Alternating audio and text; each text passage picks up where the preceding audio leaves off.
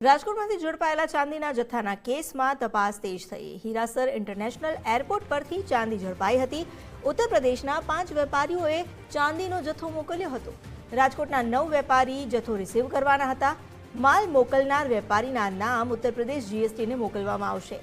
ઉત્તર પ્રદેશમાં GST bill અંગે તપાસ કરાશે। રાજકોટના વેપારીઓની પણ પૂછપરછ યથાવત છે। ખરેખર કોણે ચાંદી મંગાવી તેની તપાસ કરાશે। 181 કિલો શંકાસ્પદ ચાંદીનો જથ્થો કબજે કરાયો હતો। 181 કિલો જેવો માતબર ચાંદીનો જથ્થો જે શંકાસ્પદ ગણાયો તેને લઈને હવે તપાસનો ધમધમાટ શરૂ કરવામાં આવ્યો છે।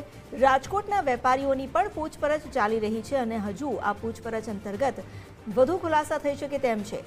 અત્યારે જે જાણકારી મળી છે તે અનુસાર જથ્થો જે મોકલવામાં આવ્યો હતો તે ઉત્તર પ્રદેશના વેપારીએ મોકલ્યો હતો। રાજકોટના 9 વેપારીઓ માટે આ જથ્થો મોકલવામાં આવ્યો હોવાની વાત સામે આવી છે। ઉત્તર પ્રદેશના 5 વેપારીએ ચાંદીનો જથ્થો રાજકોટના 9 વેપારીઓ માટે મોકલ્યો। હવે આ જે મોકલનાર વેપારી છે તેમના નામ પણ ઉત્તર પ્રદેશ જીએસટી વિભાગને મોકલવામાં આવશે અને ઉત્તર પ્રદેશમાં જીએસટી બિલ અંગે તપાસ કરવામાં આવશે।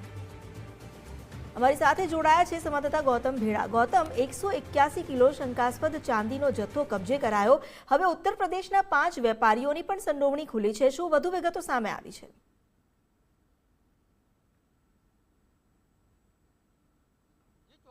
उत्तर प्रदेशना वाराणसीथी ज आ जे चांदीनो जत्थो छे ते राजकोट खाते पहोंच्यो हतो ने तेने लईने जे जीएसटी विभाग छे ते समग्र मामले तपास करी रह्युं छे ने तपासनी अंदर जे सामे आव्युं छे के उत्तर प्रदेशना 5 જેટલા વેપારીઓ છે તેમનું જે આ 181 કિલો જે ચાંદીનો જથ્થો ઝડપાયો છે તે આ 5 વેપારીઓનો હોવાનું સામે આવ્યું છે અને આ બાબતની જાણ જે ઉત્તર પ્રદેશ જીએસટી વિભાગ છે તેમને પણ કરવામાં આવશે। આ ઉપરાંત રાજકોટમાં કોની સંડોવણી છે તેને લઈને પણ તપાસ છે તે ચાલી રહી છે। રાજકોટ જીએસટી વિભાગ છે તેમના દ્વારા પણ આ સમગ્ર મામલે તપાસ કરવામાં આવી રહી છે કેમ કે જે રાજકોટ ખાતે જે પાર્સલ પહોંચ્યું હતું તેમાં જે અમુક વેપારીઓ છે સામાકાંઠા વિસ્તારના તેના નામ લખ્યા હતા। આજે વિસ્તારમાં જે પણ વેપારીઓ છે જેમના નામ આ પાર્સલની અંદર લખ્યા હતા આ જે ચાંદીનો જથ્થો છે તે તેમના દ્વારા જ મેળવવામાં આવવાનો હતો કે અન્ય કોઈ વ્યક્તિને, આ તમામ બાબતોને લઈને હવે આજે જે સમગ્ર ચાંદીનો જથ્થો પકડાયો છે તેને લઈને તપાસ છે તે ચાલી રહી છે। મહત્વની વાત છે કે આ જે ચાંદીનો જથ્થો મળી આવ્યો હતો તેમાં